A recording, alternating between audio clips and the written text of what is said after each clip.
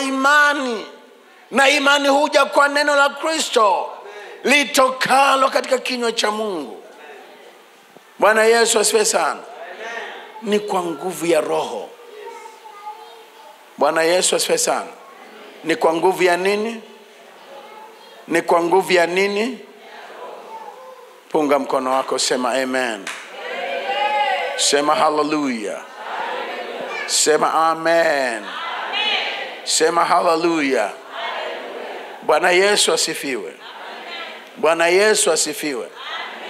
Bwana Yesu asifiwe. Hivyo ndivyo neno la Mungu linavyotuambia, ni kwa nguvu ya Roho.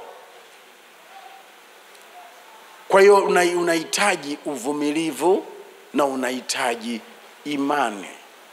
Kwa unakuta mambo yanakwenda. Bwana Yesu asifiwe sana.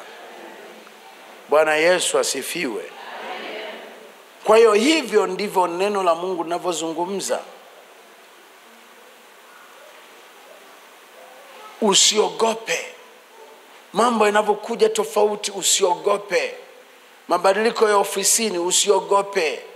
Mabadiliko ya nyumbani mwako, usiogope. Mabadiliko ya afya yako, usiogope. Kwa maana wewe unaishi kwa nguvu ya Mungu, hautegemei nguvu ya mwili. Ndio maana Sefania sura ya 3 mstari wa 14 imesema vitu vya ajabu sana.